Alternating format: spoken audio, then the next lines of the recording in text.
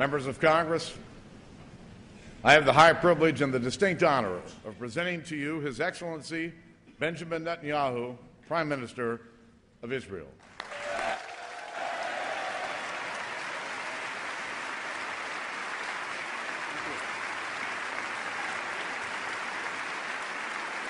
Thank you. Thank you.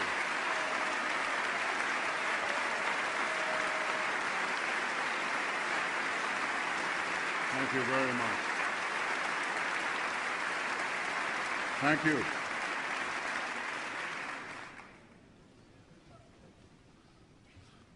Vice President Biden, Speaker Boehner, distinguished senators, members of the House, honored guests, I'm deeply moved by this warm welcome. And I'm deeply honored that you've given me the opportunity to address Congress a second time. Mr. Vice President, do you remember the time that we were the new kids in town?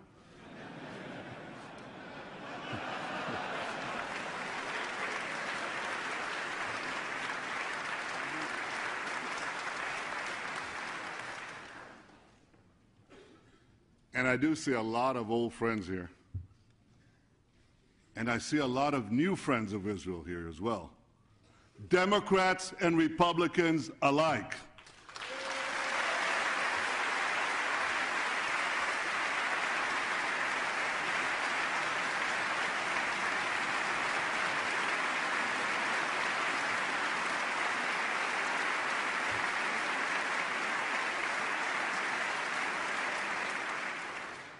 Israel has no better friend than America, and America has no better friend than Israel.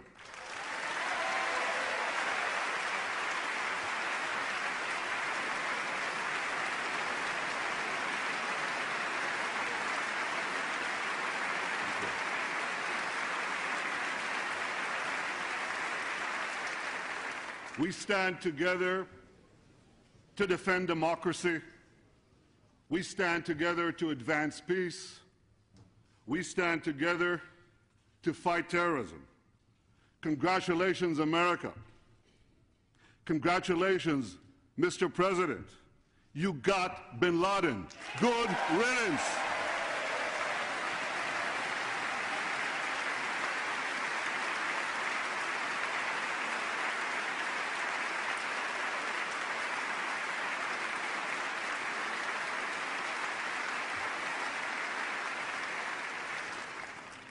In an unstable Middle East, Israel is the one anchor of stability.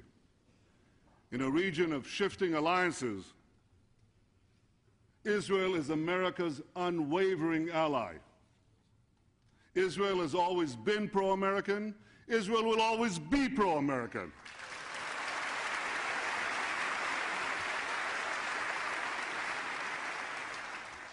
My friends, you don't need to do nation building in Israel. We're already built.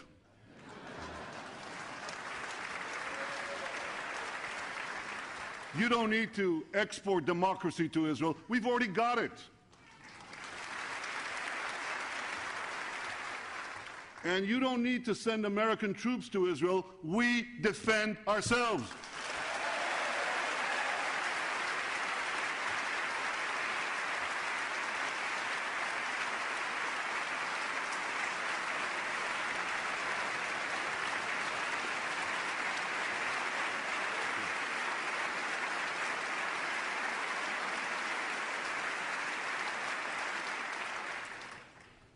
You've been very generous in giving us tools to do the job of defending Israel on our own. Thank you all, and thank you, President Obama, for your steadfast commitment to Israel's security. I know economic times are tough. I deeply appreciate this.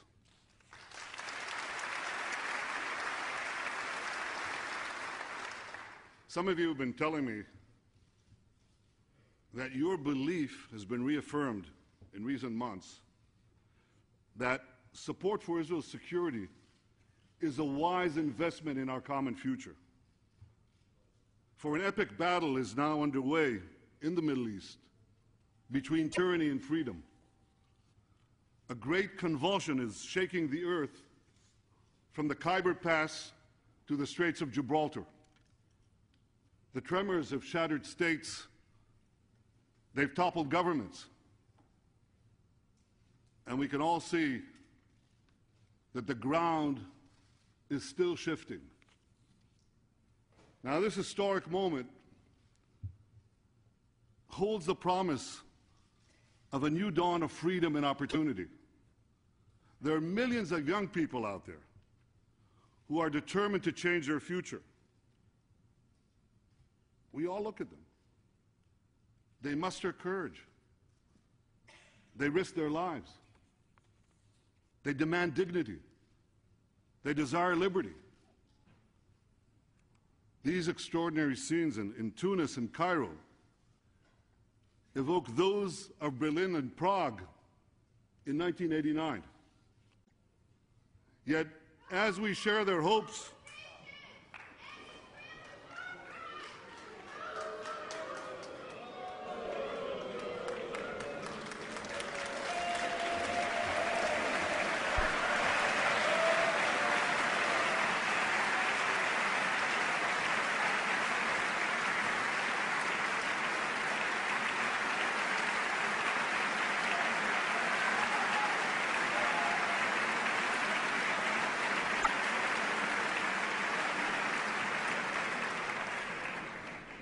you know, I take it as a badge of honor, and so should you, that in our free societies you can have protests. You can't have these protests in the farcical parliaments in Tehran or in Tripoli. This is real democracy.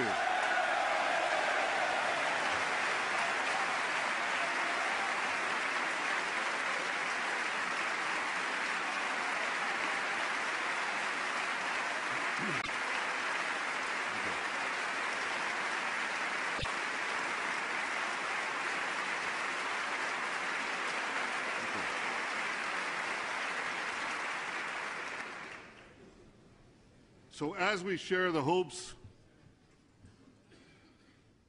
of these young people throughout the Middle East and Iran, that they'll be able to do what that young woman just did.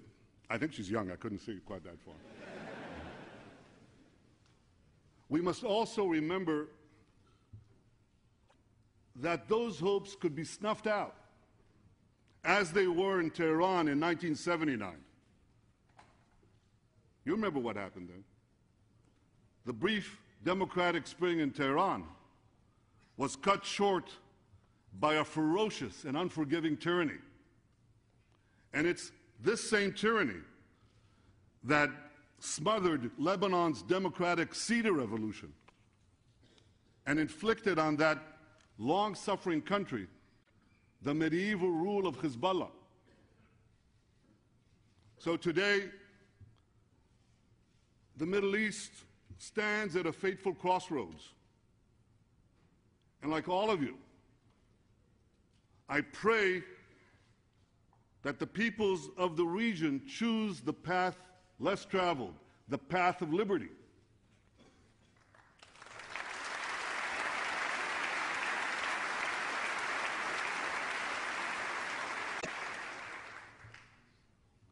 No one knows what this path consists of better than you.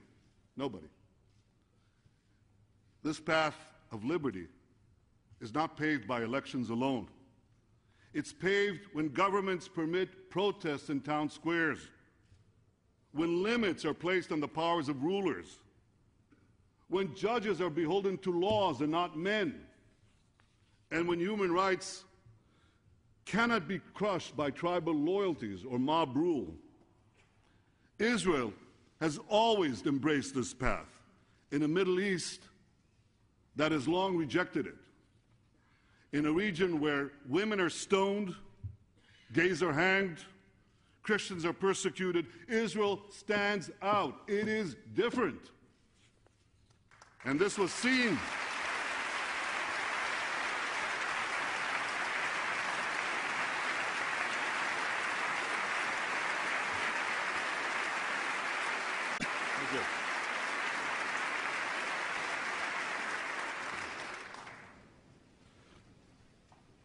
There was a great English writer in the 19th century, George Eliot. It's a she. That was a pseudonym in those days. George Eliot predicted over a century ago that once established, the Jewish state, here's what she said, the Jewish state will shine like a bright star of freedom amid the despotisms of the East. Well, she was right. We have a free press, independent courts, an open economy, rambunctious parliamentary debates. Now, don't laugh. You see, you think you're tough on one another here in Congress? Come spend a day in the Knesset. Be my guest.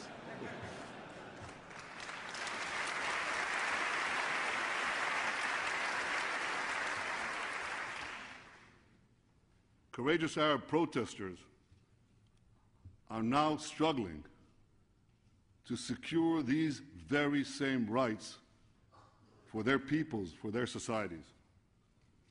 We're proud in Israel that over 1 million Arab citizens of Israel have been enjoying these rights for decades.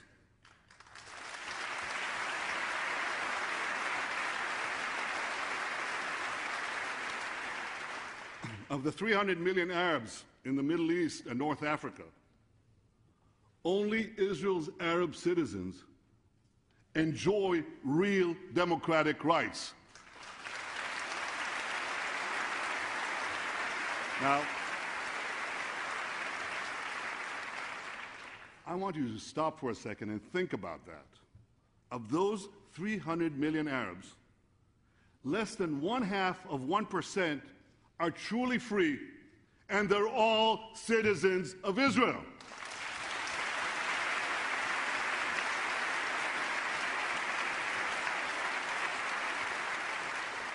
This startling fact reveals a basic truth. Israel is not what is wrong about the Middle East. Israel is what is right about the Middle East.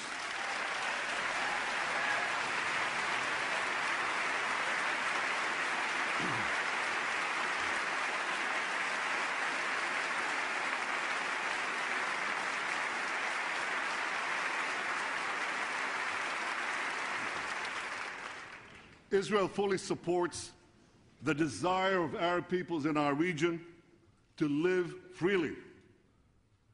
We long for the day when Israel will be one of many real democracies in the Middle East. 15 years ago, I stood at this very podium. By the way, it hasn't changed. I stood here and I said that democracy must start to take root in the Arab world. Well, it's begun to take root. And this beginning holds the promise of a brilliant future of peace and prosperity. Because I believe that a Middle East that is genuinely democratic will be a Middle East truly at peace. But while we hope for the best, and while we work for the best, we must also recognize that powerful forces oppose this future. They oppose modernity. They oppose democracy. They oppose peace. Foremost among these forces is Iran. The tyranny in Tehran brutalizes its own people. It supports attacks against American troops in Afghanistan and in Iraq. It subjugates Lebanon and Gaza. It sponsors terror worldwide.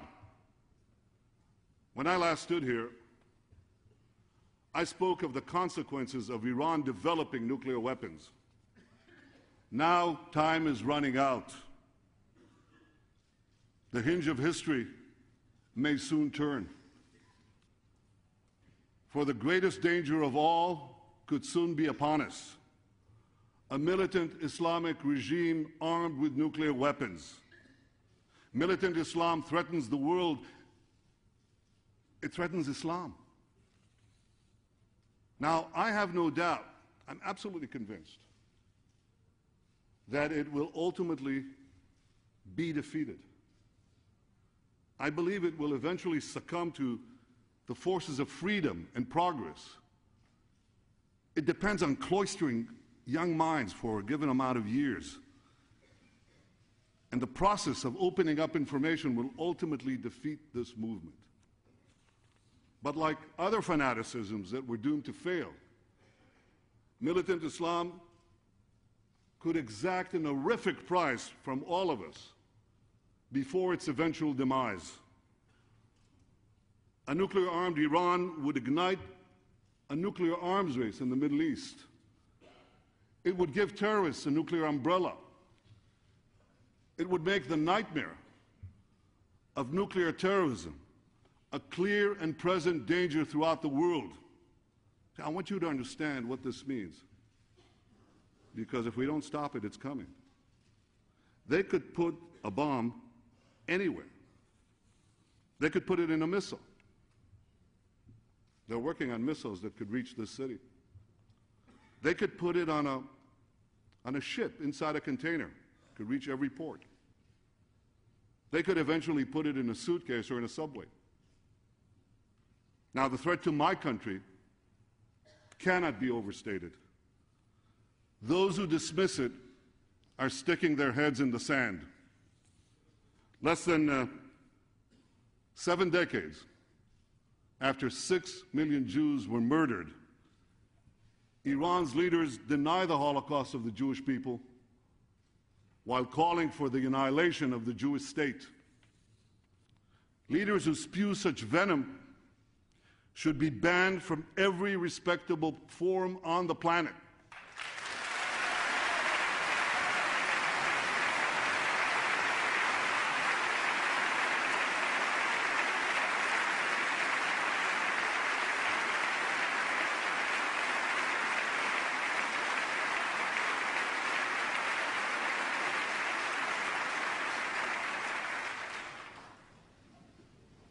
But there's something that makes the outrage even greater.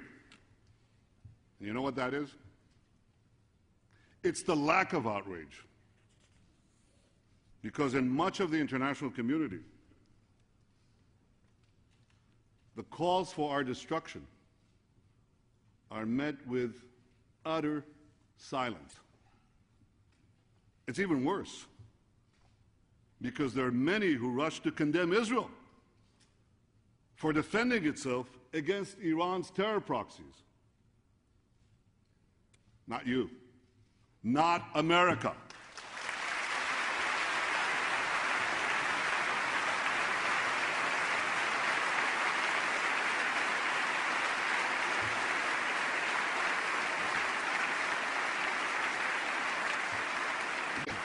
You've acted differently. You've condemned the Iranian regime for its genocidal aims. You've passed tough sanctions against Iran. History will salute you, America.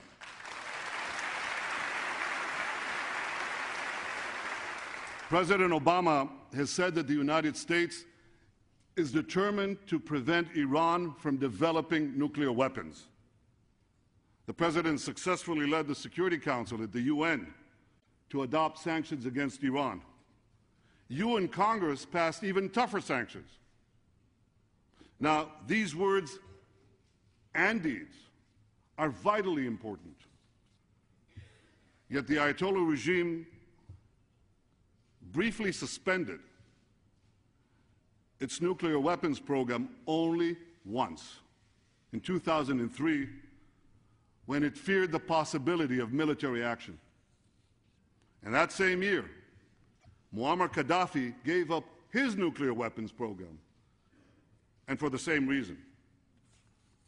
The more Iran believes that all options are on the table, the less the chance of confrontation.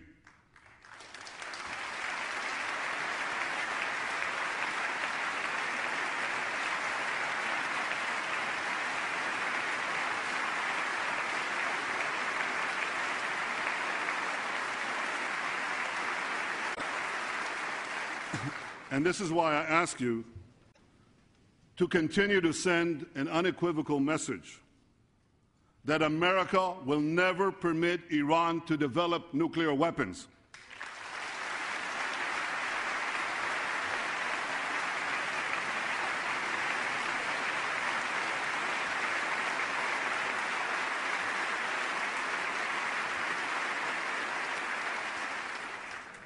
Now, as for Israel, if history has taught the Jewish people anything, it is that we must take calls for our destruction seriously. We are a nation that rose from the ashes of the Holocaust. When we say never again, we mean never again.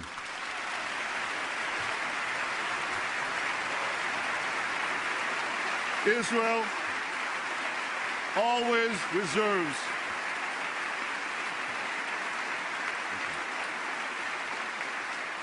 Israel always reserves the right to defend itself.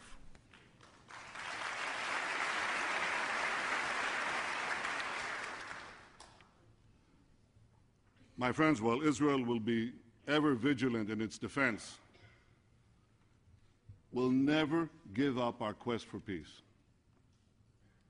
I guess we'll give it up when we achieve it. Because we want peace. Because we need peace.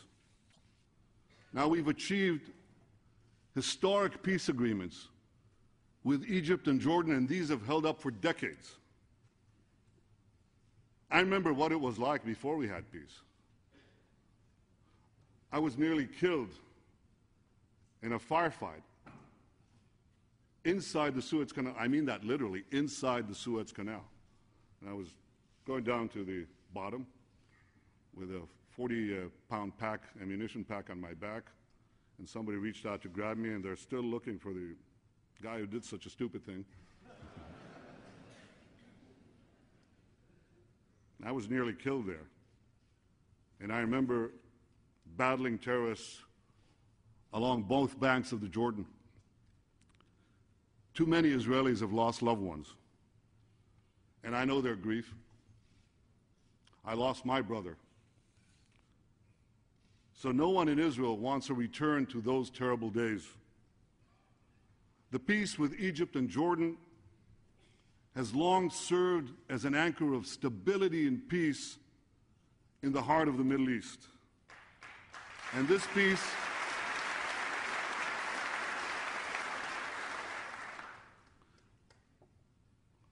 should be bolstered by economic and political support to all those who remain committed to peace.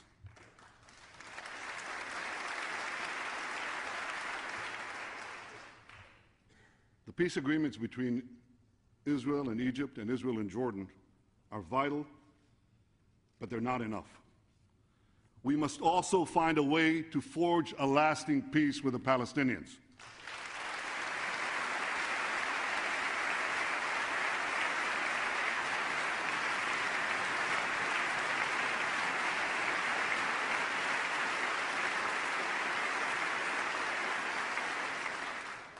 Two years ago, I publicly committed to a solution of two states for two peoples, a Palestinian state alongside a Jewish state.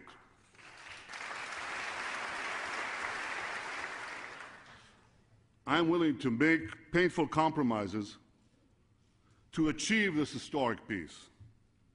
As the leader of Israel, it's my responsibility to lead my people to peace.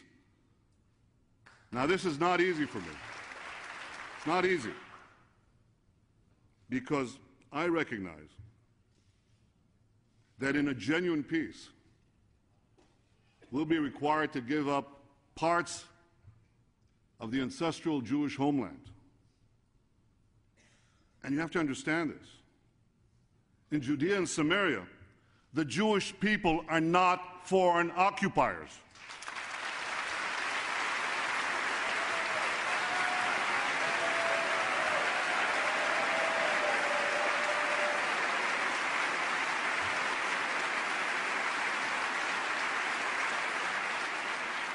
We're not the British in India. We're not the Belgians in the Congo. This is the land of our forefathers, the land of Israel, to which Abraham brought the idea of one God, where David set out to confront Goliath, and where Isaiah saw a vision of eternal peace. No distortion of history. And boy, am I reading a lot of distortions of history lately, old and new. No distortion of history could deny the 4,000-year-old bond between the Jewish people and the Jewish land.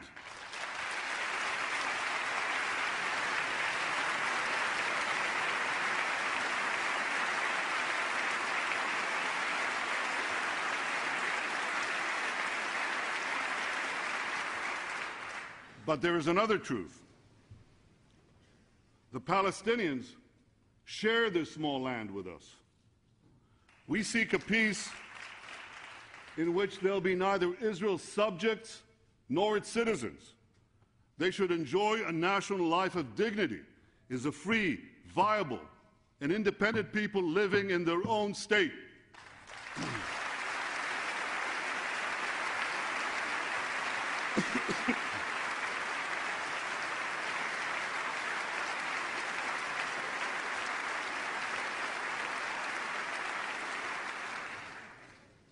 They should enjoy a prosperous economy where their creativity and initiative can flourish. Now, we've already seen the beginnings of what is possible. In the last 2 years, the Palestinians have begun to build a better life for themselves. By the way, Prime Minister Fayyad has led this effort on their part, and I wish him a speedy recovery from his recent operation.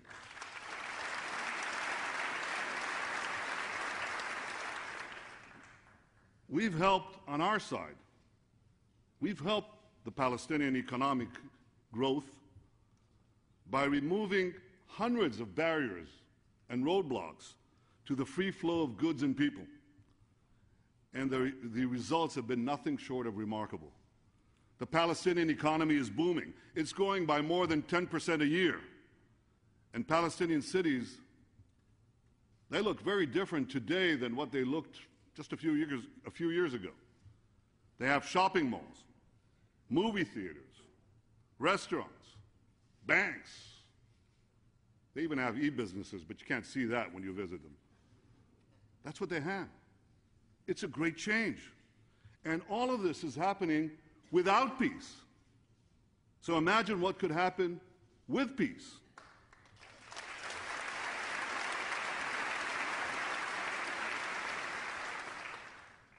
Peace would herald a new day for both our peoples, and it could also make the dream of a broader Arab-Israeli peace a realistic possibility.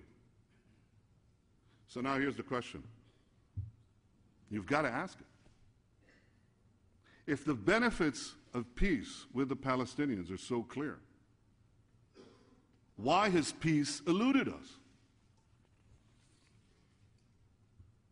Because all 6 Israeli prime ministers, since the signing of the Oslo Accords, agreed to establish a Palestinian state, myself included. So why has peace not been achieved? Because so far, the Palestinians have been unwilling to accept a Palestinian state if it meant accepting a Jewish state alongside it. You see, our conflict has never been about the establishment of a Palestinian state. It's always been about the existence of the Jewish state. This is what this conflict is about.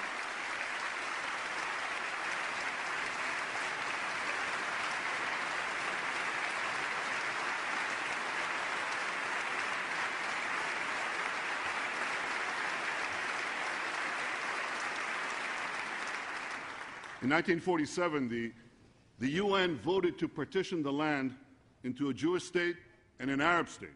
The Jews said yes, the Palestinians said no. In recent years, the Palestinians twice refused generous offers by Israeli prime ministers to establish a Palestinian state on virtually all the territory won by Israel in the Six-Day War. They were simply unwilling to end the conflict. And I regret to say this. They continue to educate their children to hate. They continue to name public squares after terrorists. And worst of all, they continue to perpetuate the fantasy that Israel will one day be flooded by the descendants of Palestinian refugees. My friends, this must come to an end.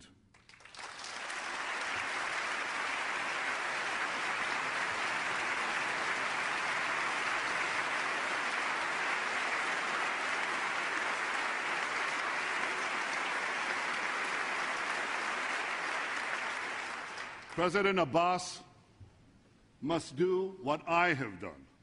I stood before my people, and I told you it wasn't easy for me.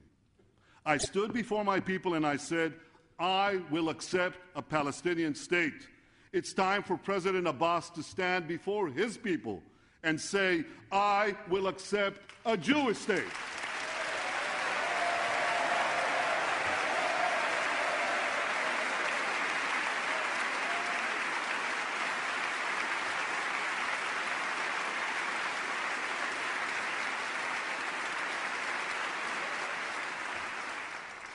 Those 6 words will change history. They'll make it clear to the Palestinians that this conflict must come to an end, that they're not building a Palestinian state to continue the conflict with Israel, but to end it. And those 6 words will convince the people of Israel that they have a true partner for peace. With such a partner, the Palestinian, or rather the Israeli people, will be prepared to make a far-reaching compromise. I will be prepared to make a far-reaching compromise.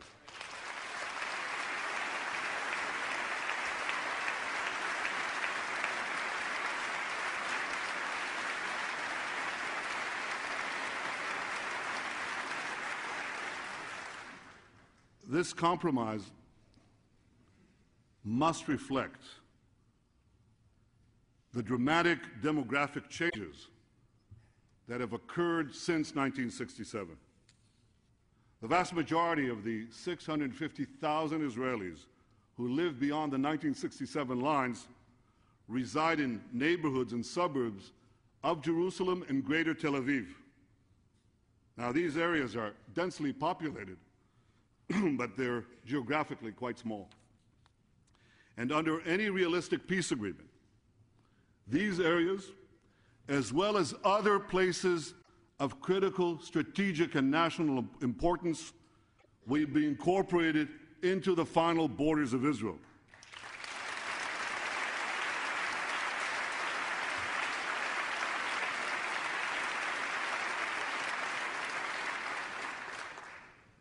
The status of the settlements will be decided only in negotiations.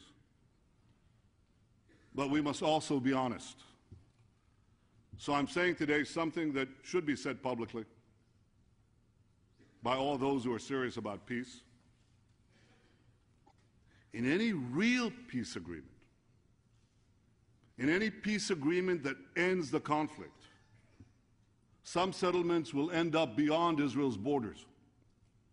Now, the precise delineation of those borders must be negotiated.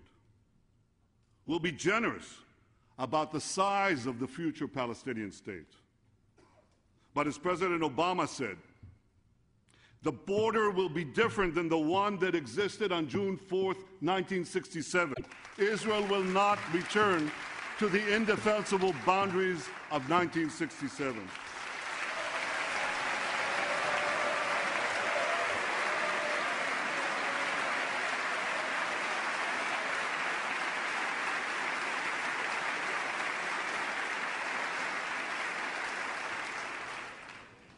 So I want to be very clear on this point.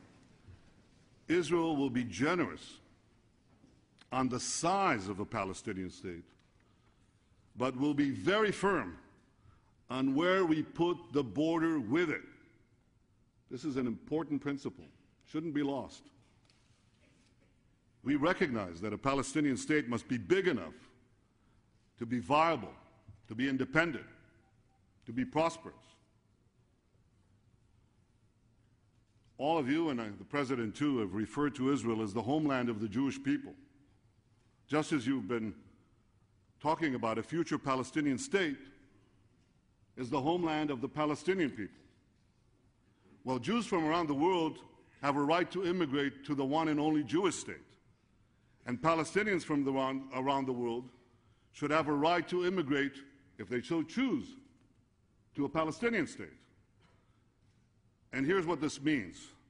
It means that the Palestinian refugee problem will be resolved outside the borders of Israel.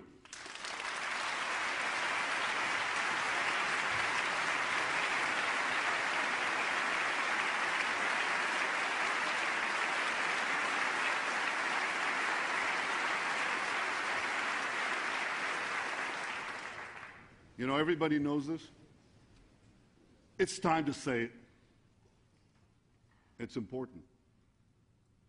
And as for Jerusalem, only a democratic Israel has protected the freedom of worship for all faiths in the city.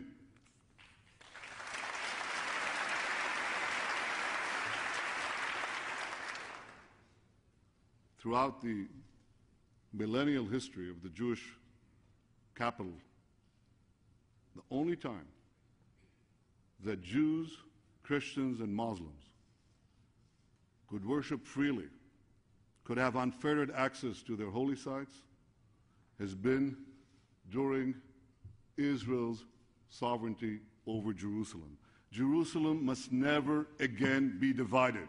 Jerusalem must remain the united capital of Israel.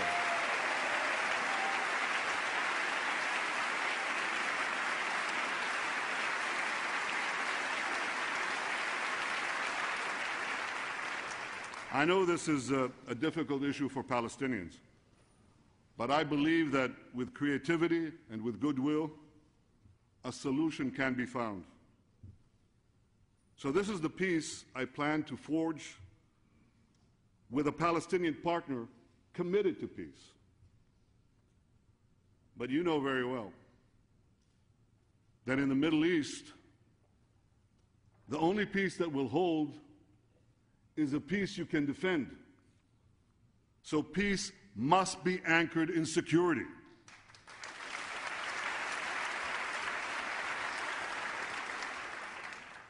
In recent years, Israel withdrew from South Lebanon and from Gaza. We thought we'd get peace. That's not what we got. We got 12,000 rockets fired from those areas on our cities, on our children, by Hezbollah and Hamas. The UN peacekeepers in Lebanon, they failed to prevent the smuggling of this weaponry. The European observers in Gaza, they evaporated overnight. So if Israel simply walked out of the territories, the flow of weapons into a future Palestinian state would be unchecked. And missiles fired from it could reach virtually every home in Israel in less than a minute. I want you to think about that too. Imagine there's a siren going on now, and we have less than 60 seconds to find shelter from an incoming rocket. Would you live that way? You think anybody can live that way? Well, we're not going to live that way either.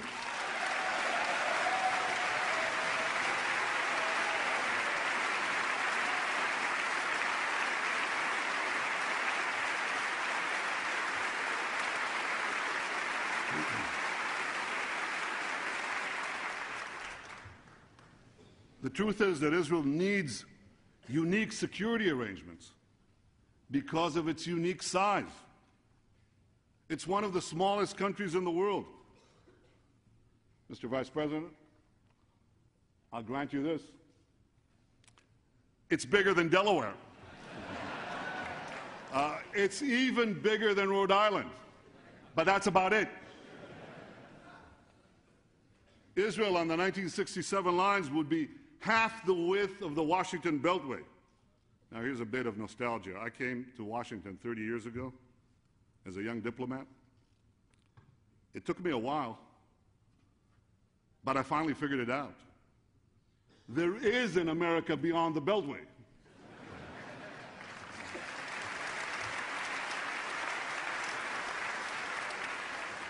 But Israel on the 1967 lines would be only 9 miles wide.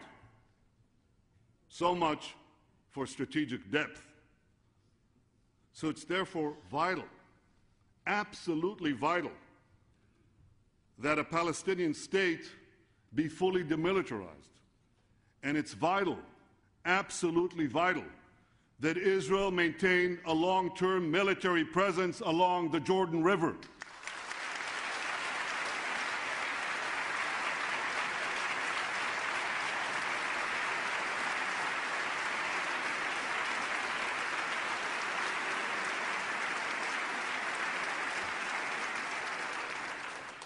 Solid security arrangements on the ground are necessary not only to protect the peace,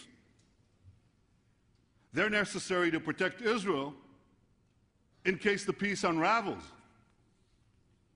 Because in our unstable region, no one can guarantee that our peace partners today will be there tomorrow.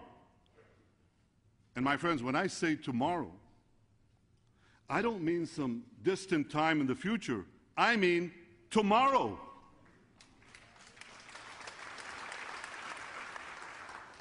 Peace can only be achieved around the negotiating table. The Palestinian attempt to impose a settlement through the United Nations will not bring peace. It should be forcefully opposed by all those who want to see this conflict end. I appreciate the President's clear position on this issue. Peace cannot be imposed. It must be negotiated.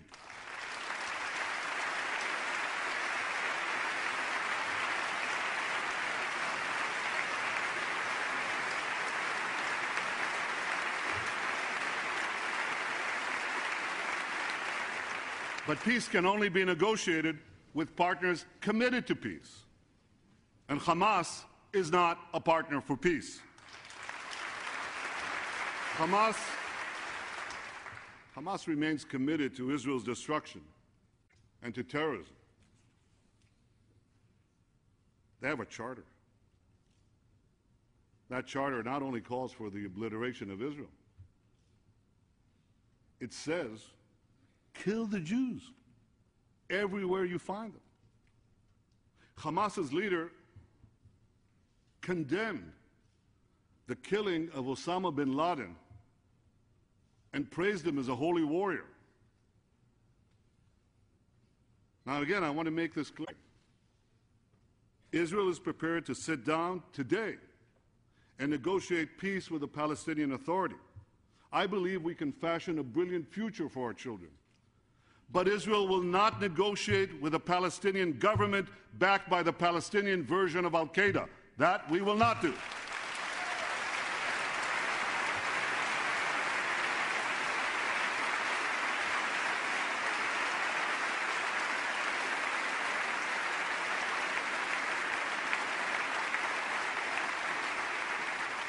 So I say to President Abbas, tear up your pact with Hamas.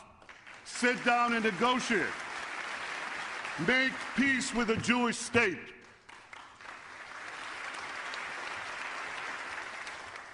And if you do, I promise you this: Israel will not be the last country to welcome a Palestinian state as a new member of the United Nations. It will be the first to do so.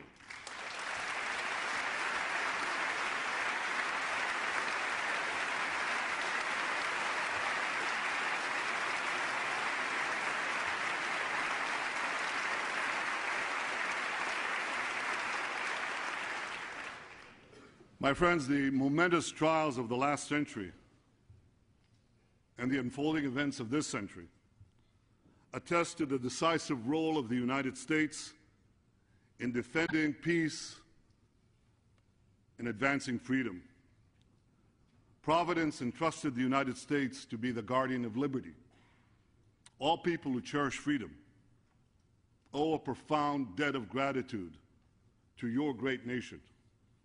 Among the most grateful nations is my nation, the people of Israel, who have fought for their liberty and survival against impossible odds in ancient and modern times alike. I speak on behalf of the Jewish people and the Jewish state when I say to you, representatives of America, thank you. Thank you. Thank you for your unwavering support for Israel. Thank you for ensuring that the flame of freedom burns bright throughout the world. May God bless all of you, and may God forever bless the United States of America.